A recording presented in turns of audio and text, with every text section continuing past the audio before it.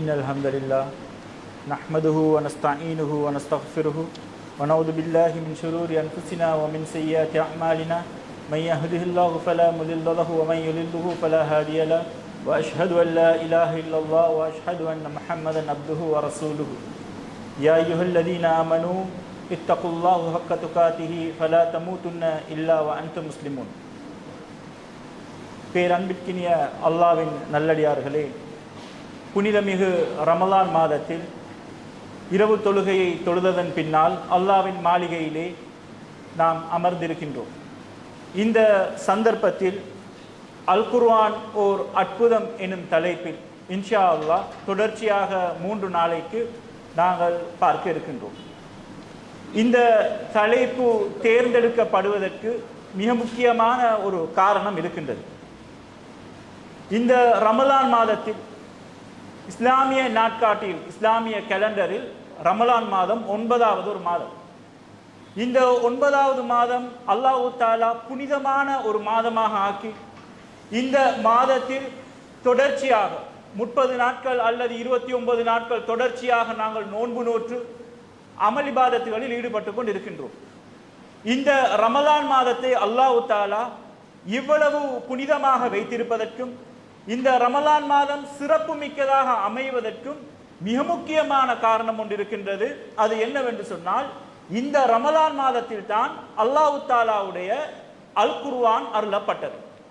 அப்போ நாங்கள் இப்போது ஓதிக்கொண்டிருக்கக்கூடிய இந்த அல் குர்ஆன் அருளப்பட்ட மாதமானது புனிதமிகு ரமலான் மாதமாக இருக்கின்றது. அல்லாஹ் தஆலா அல் குர்ஆனிலே ஷஹ்ரு ரமலான் அல்லதி உன்சில ஃபீஹில் குர்ஆன், இந்த குர்ஆன் ரமலான் மாதம் அருளப்பட்டது. ஹுதல் லின் நாசி, இந்த குர்ஆன் என்ன செய்யும்? அது மனிதர்களுக்கு நேர்வழி காட்டும். வபையினாத்தின் மினல் ஹுதா, அது மக்களுக்கு தெளிவாக நேர்வழியை காட்டக்கூடியதாக இருக்கும். வல் ஃபுர்கான், சத்தியத்தையும் அசத்தியத்தையும் பிரித்து காட்டக்கூடியதாக இருக்கும். அப்ப அல் குர்ஆன் என்றது மக்களுக்கு நேர்வழி காட்டக்கூடியது, தெளிவாக நேர்வழி காட்டக்கூடியது. எது சரி எது பிழை என்பதை சரியான ஒரு அளவுகோலாக, இதை செய்தால் உங்களுக்கு நன்மை கிடைக்கும், இதை செய்தால் நீங்கள் பாவியாக விடீர்கள், இதை மட்டும்தான் நீங்கள் செய்ய வேண்டும், இதை நீங்கள் தொடவே கூடாது என்று சொல்லி எது சரி எது பிழை என்பதை தெள்ள தெளிவாக அல் குர்ஆன் எங்களுக்கு கற்றுத்தந்து இருக்கின்றது. அப்ப ஃபுர்கான் என்ற பெயர் என்னன்னு சொன்னா, எது சரி எது பிழை என்பதை எங்களுக்கு சரியான முறையில பிரித்தறிவிக்க கூடியது என்பதை தான் அல்லாஹ் தஆலா அல் குர்ஆனிலே கூறுகின்றார். இன்னொரு சூராவிலே இன்னா அன்ஸல்னாஹு ஃபீ லைலத்துல் கத்ர், லைலத்துல் கத்ர் என்ற இரவிலே நாங்கள் இதை அருளினோம் என்று சொல்லி அல்லாஹ் தஆலா கூறுகின்றார். அப்போ மனிதர்கள், மக்களாகிய எங்களுக்கு இந்த ரமலான் மாதத்தில் அல் குர்ஆனோடு உரிய தொடர்பு அதிகமாக காணப்பட வேண்டும். பொதுவாக அல் குர்ஆனை நாங்க எப்ப தொடுவோம் என்று சொன்னா, எங்களோட வீட்லயும் சரி, இந்த ரமலான் மாதம் வந்தா தான் அதை நாங்க தூசி தட்டி எடுக்கிறது. ஒவ்வொரு ஆக்களும் அந்தந்த ரமலான் மாதம் வந்தா அவங்க அவங்களோட குர்ஆனை தேடி எடுக்கிறது.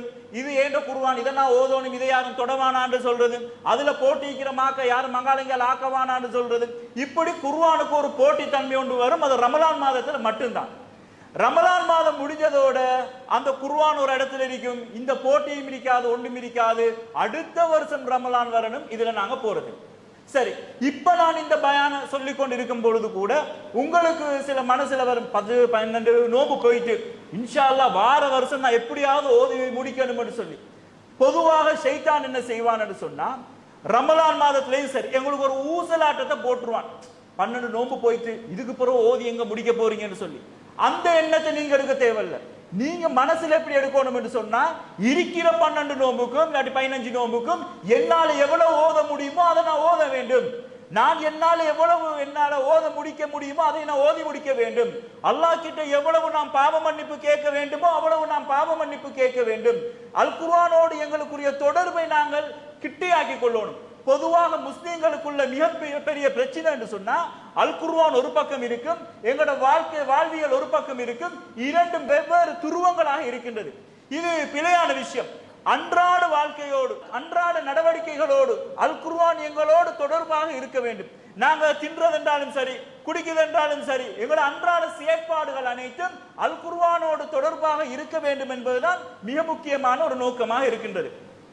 அப்ப அல் குர்ஆன் ஒரு அற்புதம் என்று சொல்லும் பொழுது, அற்புதம் என்ற சொல்லை அரபியிலே முஅஜிசாத் என்று சொல்லுவார்கள்.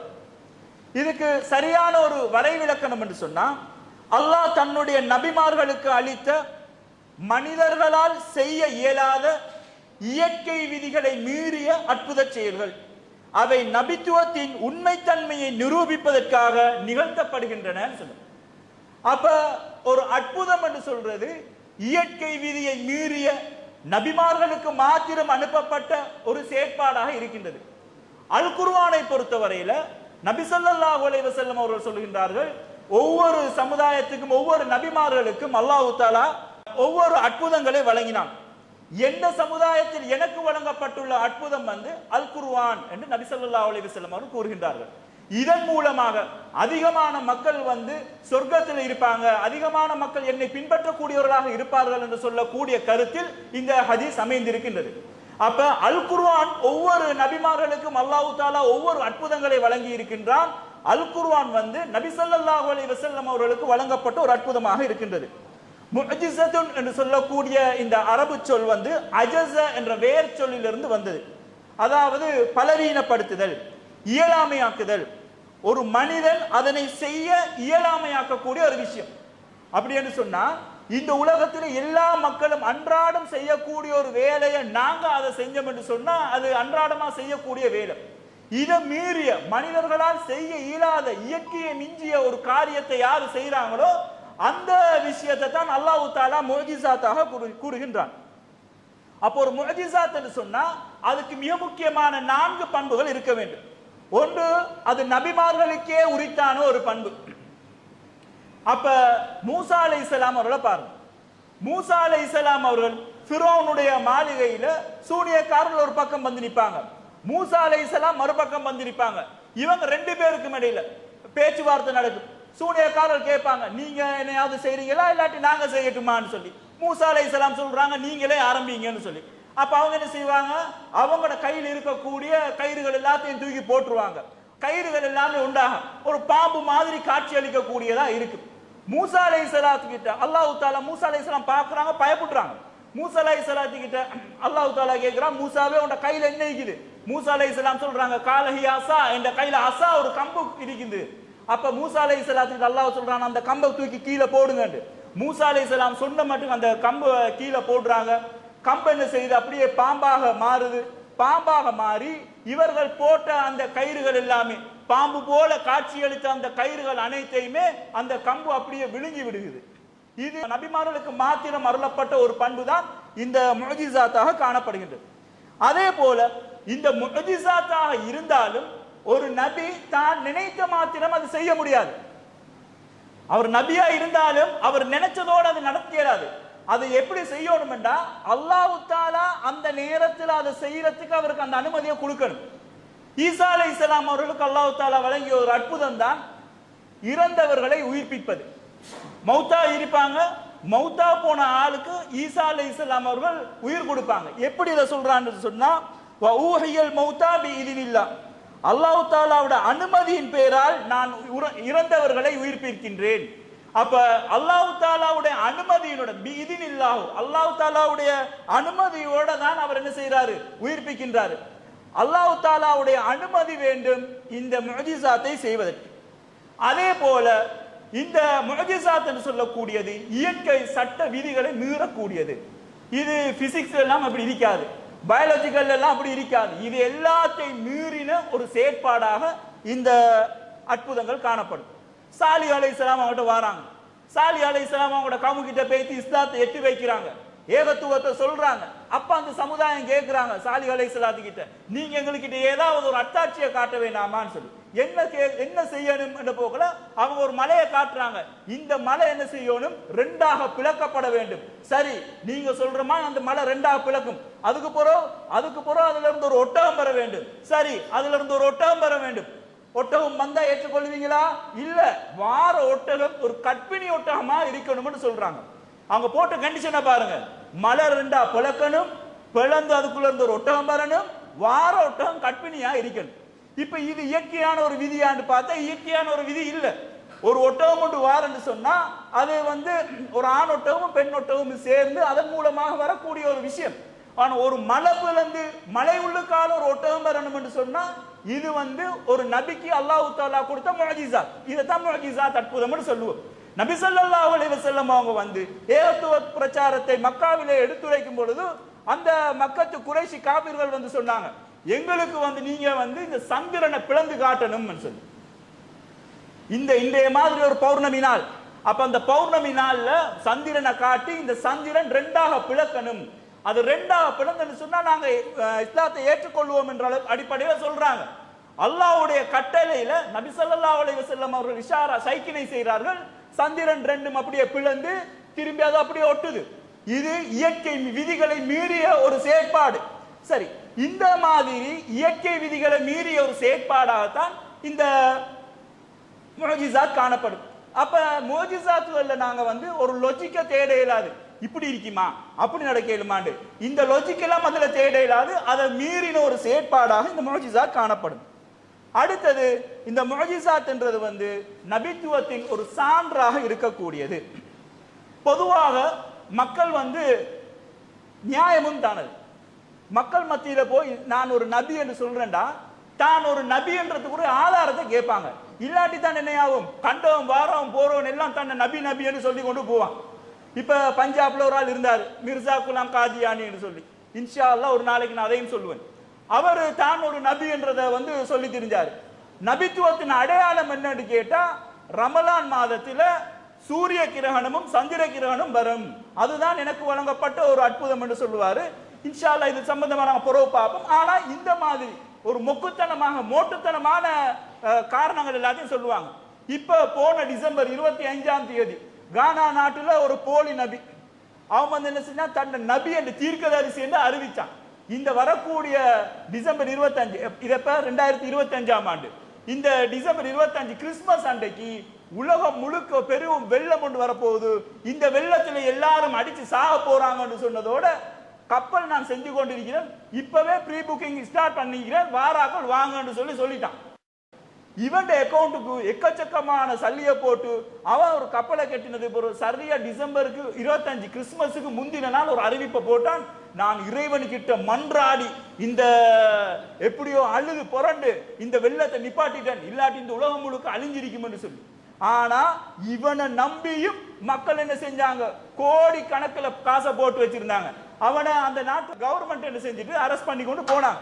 சரி, இது என்னத்துக்கு சொல்றேன்னா, இப்படி கண்டவன் நின்றவன் எல்லாம் வருவான் நான் நபி என்று சொல்லி. இதனால அந்த மக்கள் என்ன செஞ்சாங்க, நபியாக இருக்கக்கூடியவருக்கு ஒரு அடையாளத்தை கேட்டாங்க. அப்போ ஒவ்வொரு நபிமாருக்கும் அல்லாஹ் தஆலா இந்த முஅஜிஸாத்தை கொடுத்தான்.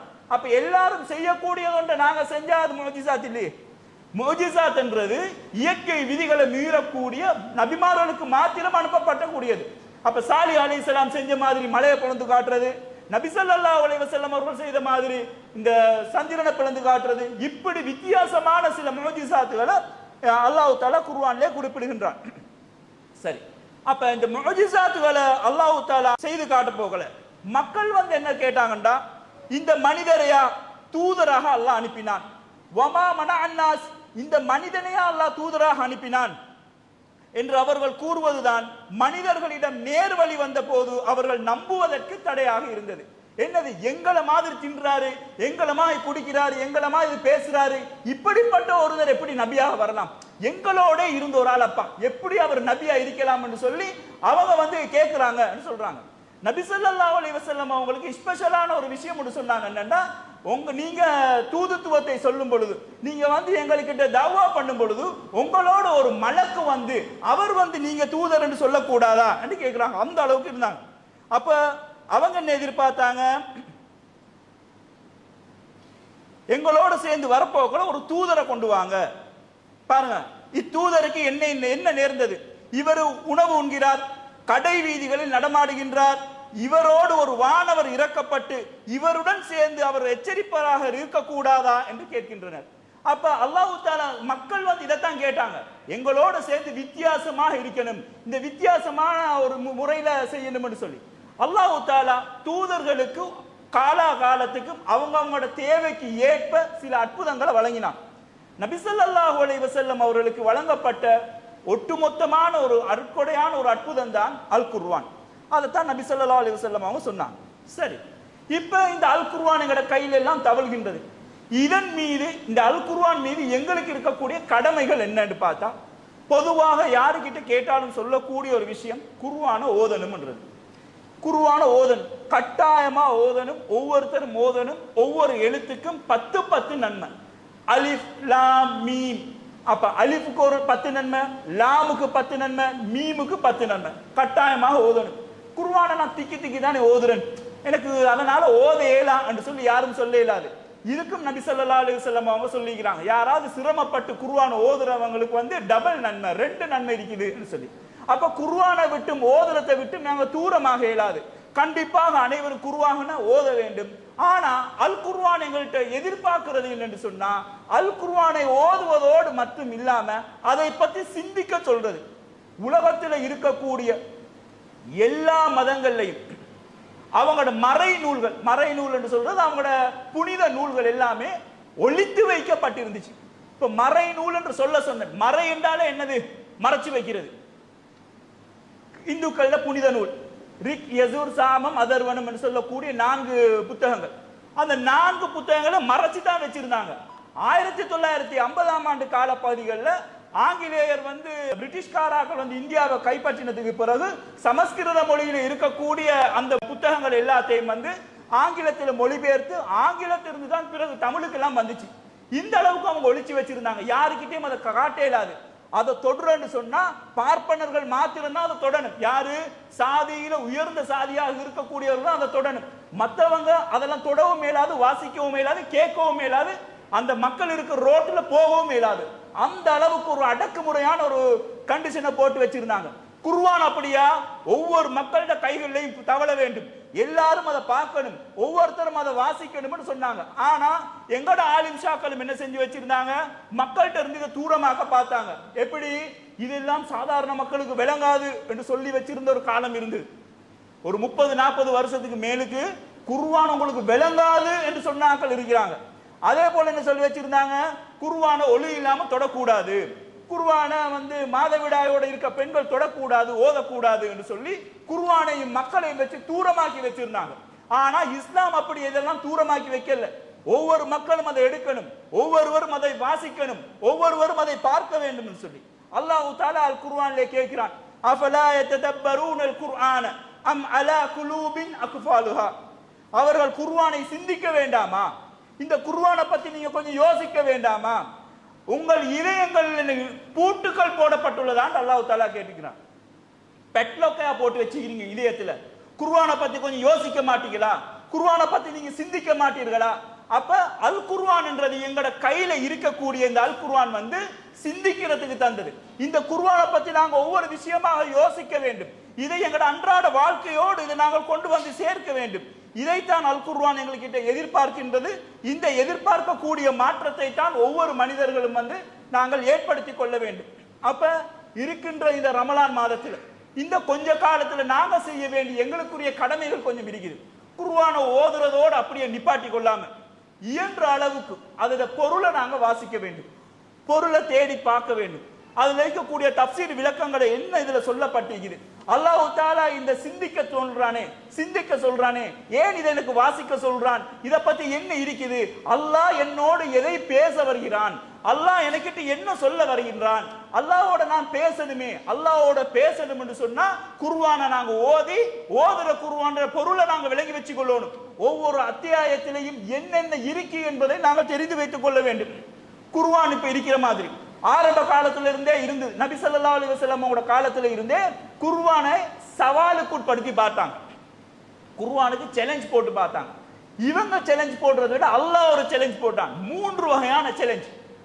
முதலாவது அல்லாஹ் தஆலா சொன்னான்னா, ஒட்டுமொத்தமாக மனிதர்கள் ஜின்கள் நீங்க எல்லாரும் சேர்ந்து, மனித வர்க்கம் ஜின் வர்க்கம் எல்லாருமே சேர்ந்து 7 மண்டா இந்த மாதிரி ஒரு குர்ஆனை நீங்க உருவாக்கி காட்டுங்க பாப்போம்னு சொன்னாங்க. முதலாவது சேலஞ்ச்.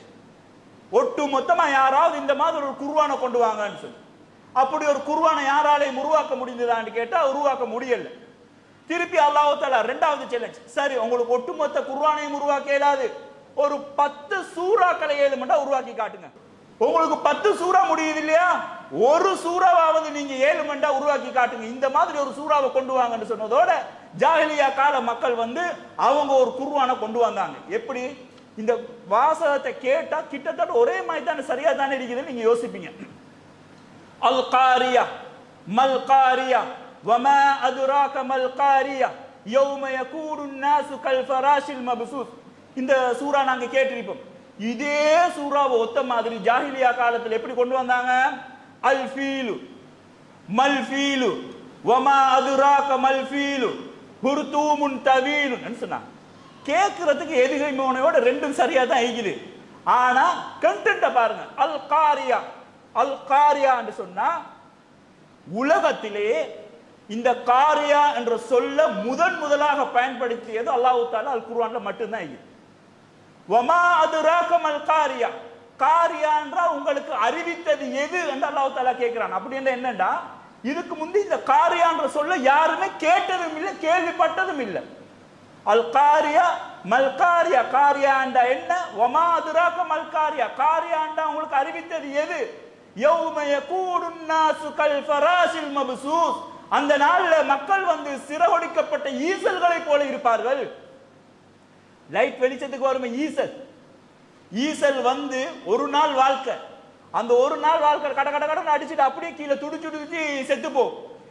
வதகூனுல் ஜிபாலு கல்ஹினில் மன்ஃபூஸ், இந்த மலைகள் எல்லாமே பஞ்சுகளை போல அப்படியே சிதறி போயிருக்கும். அப்ப அல்லாஹ் தஆலா சொல்ல வருகின்ற இந்த காரியாண்டா என்னது? மறுமையினாலே அல்லாஹ் தஆலா சொல்லுகின்றான். இந்த சொல்ல பயன்படுத்தினது அல்லாஹ் தஆலா மட்டும்தான்.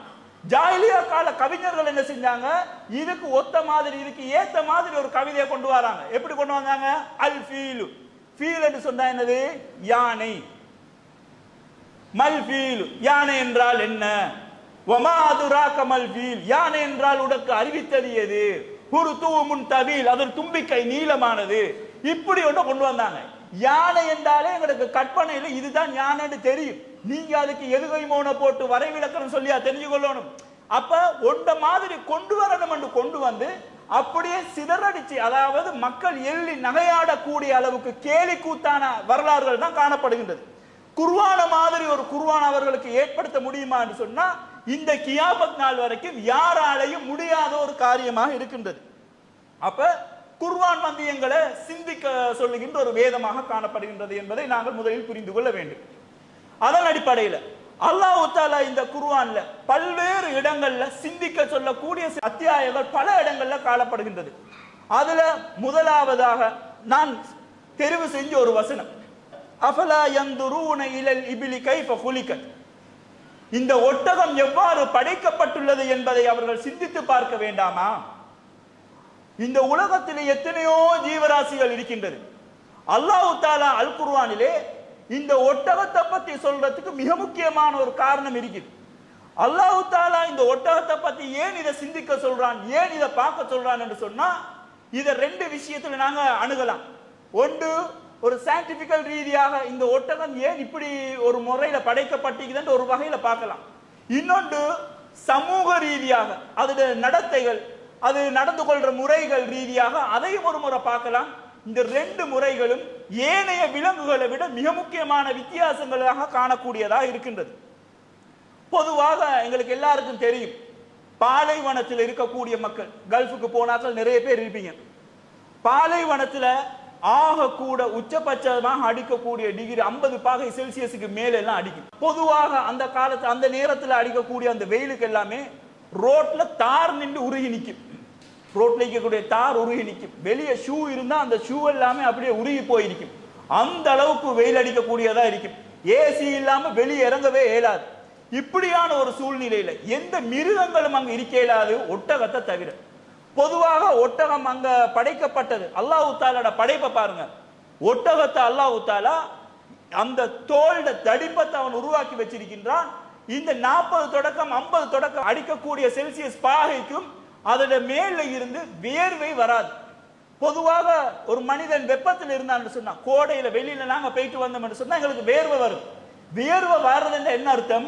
உள்ளுக்கு இருக்கிற தண்ணியை வெளியே எடுத்து எங்களோட மேல் சூட்டை அதை அப்படியே கூலாக வச்சு கொண்டு இருக்கக்கூடிய ஒரு வேலை. ஆனா ஒட்டகத்துக்கு இது நடக்காது. ஒட்டகத்தில் இருந்து தண்ணி வேர்வையெல்லாம் வராது, அந்த அளவுக்கு அது டம்ப் பண்ணி வச்சு கொண்டு இருந்து அந்த வெயிலை தாங்கக்கூடிய சக்தியை அல்லாஹ் தஆலா அதோட தோலுக்கு ஏற்படுத்தி கொடுத்திருக்கின்றார். அது ஒரு பிளெக்சிபிள் மாதிரி. எந்த அளவுக்கும் அந்த தோல் எப்படின்னா கடும் குளிரிலையும் அது மாறிக்கொள்ளும், கடும் வெயிலிலும் அது மாறிக்கொள்ளும். இந்த 50 பாகை செல்சியஸுக்கு வெயில் அடிச்சாலும் கூட அது 8 நாளைக்கு தண்ணியை கொஞ்சம் கூட குடிக்காம அப்படியே உயிர் வாழக்கூடிய ஒரு அற்புதமாக இருக்கின்றது. சுபஹானல்லாஹ். 8 நாளைக்கும் தண்ணி குடிக்காம இருக்கும். அப்ப தண்ணியை குடிக்க வச்சா எப்படி குடிக்கும் என்று சொன்னா, அதுல 3ல் 1 பங்கு சுமார் 137 லிட்டர் தண்ணி ஒரு தரத்துல குடிக்கும். குடிக்கிற பொதுவா இப்ப எங்களுக்கு சின்ன காலத்துல நாங்க எப்படி பார்த்திப்போம், ஒட்டகத்துல அந்த திமிலிக்கும் அந்த திமில குத்தினா உள்ளுக்கு இருந்து தண்ணி கொட்டும் கேள்விப்பட்டிருப்போம். இப்பவும் நம்பராக்கள் இருப்பீங்க. ஆனா உண்மை அது இல்லை. அல்லாஹ் தஆலா உள்ளுக்கே தண்ணியை குடிச்சதோட அதை 3 அறைகளாக அப்படியே பிரிச்சு வச்சிருப்பாங்க. அந்த தண்ணிகள் எல்லாம் அந்த ஒட்டகத்துல திமிழ் எல்லாமே முழுக்க முழுக்க கொழுப்பு கட்டிகளாக ஆனது. அந்த கொழுப்பு 1 கிராம்ல இருந்து அது 1 கிராம் தண்ணியை அது உருவாக்கி கொள்ளும். அந்த தண்ணியும் அது தானாக உருவாக்கி கொள்ளும். இப்படி அதுக்கு தானாக தண்ணியை அப்படியே சேர்த்து வைக்கக்கூடிய ஒரு சக்தி அல்லாஹ் தஆலா ஒட்டகத்துக்கு ஏற்படுத்தி வைத்திருக்கின்றான். இதனாலதான் அதுக்கு பாலைவன கப்பல் என்று பேர். பாலைவனத்துல நடக்கக்கூடிய ஒரு கப்பல். நடக்கக்கூடியன்னு சொல்ல போக ஒரு விஷயம் வருது. பொதுவாக பாருங்க, மணல்ல ஒட்டகத்துல காலமைப்ப பாருங்க கூர்மா இருக்கும். உண்மையில அந்த கம்பு குச்சிமா உண்ட வச்சு அதுக்கு மேல ஒரு 2 மனுஷனை ஏறி நடக்க வச்சா உண்மையிலேயே மண்ணலுக்குள்ள என்ன செய்யணும், காலை வச்சா புதஞ்சு உள்ளுக்கு போகணும் தானே. ஆனா அதுல கால் உள்ளுக்கு புதையாது. என்ன புதையாதண்டா, அது காலை வைக்க போகல அந்த காலெல்லாம் இப்படி ஒரு மாதிரி விரிஞ்சு அந்த மேற்பரப்பு அப்படியே கூட்டி வச்சு மண்ணுக்கு மேலுக்கு அதை வச்சு நடக்கிறதுக்குரிய ஏற்பாட்டை அல்லாஹ் தஆலா இயற்கையாகவே அதோட கால அமைப்புக்கு வச்சிருக்கின்றான். ஒட்டகத்துக்குள்ளுக்கு இருக்கக்கூடிய பொதுவாக அதோட மூக்கு எல்லாமே பெரிய தடிப்பமாக வந்திருக்கும். உள்ளுக்கு அந்த அளவுக்கு ரஃப்பாக இருக்கக்கூடியதா இருக்கும்.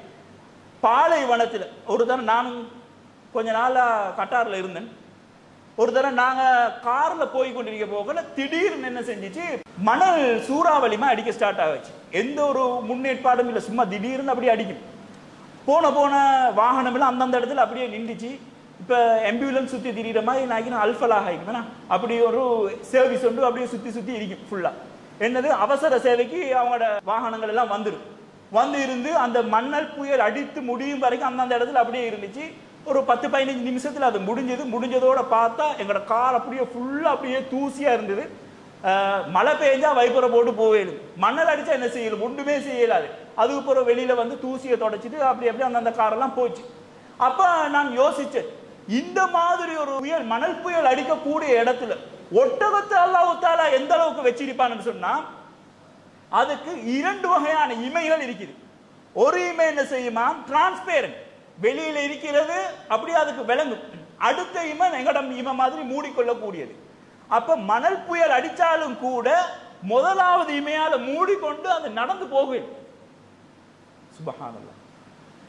அதுக்கு மேலுக்கும் தான் அதுக்கு தேவைன்னா இன்னொரு இமையை போட்டு மூடிக்கொள்ளும். இப்படியான ஒரு படைப்பாக அதுல கண்ணிமையா அல்லாஹ் தஆலா படைச்சு வச்சிருக்கிறான்.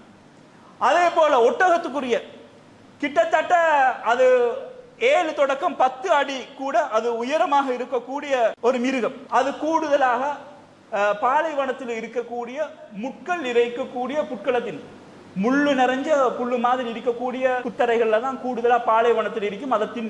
அதை திண்டாலும் அதை செம்மிக்கக்கூடிய அளவுக்கு அதோட நாக்கு என்ன செய்யும், அது அப்படியே உள்ளுக்கு ஜீரணிச்சு போகக்கூடிய அளவுக்கு அதோட நாக்கு தொழிற்படும். சரி, அது போடக்கூடிய விட்ட என்னன்னு பார்த்தா அப்படியே காஞ்சி கருவாடா தொட்டு பார்த்தா ஒரு சொட்டு தண்ணியை கூட வெளியிடாது. அந்த அளவுக்கு தண்ணியை மிச்சம் பிடிச்சி வச்சு அனுப்பக்கூடிய ஒரு மிருகமாக அதுல சயின்டிபிக் ரீதியா பார்த்தா கொஞ்சம் இப்படி இருக்கு. சமூக ரீதியாக பாருங்க, ஏனைய மிருகங்களை விட அது வித்தியாசமானது. இப்ப ஏனைய மிருகங்கள், நாய் போன்ற மிருகங்கள் எல்லாம் அது ஒரு குட்டி போட்டுச்சுன்னா அந்த குட்டி பெருசாகி உம்மா நாய் எது வாப்பா நாய் எது தெரியாம அதாவது அதோட ஒரு ஜோடி சேர்ந்து கொண்டு போகும். ஆனா ஒட்டகம் அப்படியான ஒரு வேலையை செய்யாது. அது அதனோடைய இருக்கக்கூடிய ஜோடோட தான் அது ஒட்டுமொத்தமான வாழ்க்கையும் கழிக்கும். தாய் தந்தை இருக்கக்கூடிய இடத்துல, உம்மா வாப்பா இருக்கக்கூடிய ஒட்டகத்துல புள்ள ஒட்டகம் அதாவது வேற வேற ஜோடு ஒன்று சேர்ந்தாலும் மத்தாக்கள் பார்க்கிற நேரம் அவங்க ஒன்று சேர மாட்டாங்களாம். அப்படி ஒரு வித்தியாசமான ஒரு படைப்பு. அப்ப சமூகவியல் ரீதியாகவும் சரி, ஏனைய சயின்டிபிக் ரீதியா இருந்தாலும் சரி, இப்படி பல வித்தியாசமான அமைப்புகளாக கொண்டதாக இந்த ஒட்டகம் காணப்படுகின்றது. அப்போ ஒட்டகத்தை பத்தி அல்லாஹ் தஆலா அதை எப்படி படைக்கப்பட்டிருக்குதுன்னு நீங்க சிந்திக்க வேண்டாமா என்று சொல்லக்கூடியதுல மிக முக்கியமான சில விஷயங்களை பார்த்தோம். இன்ஷா அல்லாஹ் இதை போல இன்னும் வரக்கூடிய நாட்கள்ல அல்லாஹ் தஆலா சிந்திக்க சொல்லக்கூடிய, எங்களுக்கு பார்க்க சொல்லக்கூடிய சில விஷயங்களை நாங்க தேடி பார்த்து அதன் மூலமாக நாங்க என்ன புரிந்து கொள்ளலாம் என்பதை சொல்லப்படுது. இந்த சொல்லக்கூடிய விஷயம் என்னன்னா, குர்ஆன்ல இருக்கக்கூடிய சயின்டிபிக்கல்ல தேடி பிடிச்சி சொல்றது இல்ல நோக்கம். குர்ஆன் எங்களோட என்ன சொல்ல வருது, நாங்க குர்ஆனோட எப்படி போகணும், கொஞ்சம் இதுல ஆர்வம் தேடி பட்டுச்சுன்னு சொன்னா எங்களோட தேடுதல் கூடுதலா இருக்கணும். தேடுதல் கூடுதலா இருக்க போக்கல குர்ஆனோடு இருக்கக்கூடிய தாத்பரியம், அதோடு இருக்கக்கூடிய கனெக்ஷனை நாங்க கூட்டிக் கொள்ள வேண்டும். அல் குர்ஆனோடு வாழ்ந்து மரணிக்கக்கூடிய சமுதாயத்தில் அல்லாஹ் என்னையும் உங்களையும் ஒன்று சேர்ப்பானாக என்று கூறி விடைபெறுகிறேன். வாஹிர் தவ்வானா வல்ஹம்துலில்லாஹி ரப்பில் ஆலமீன்.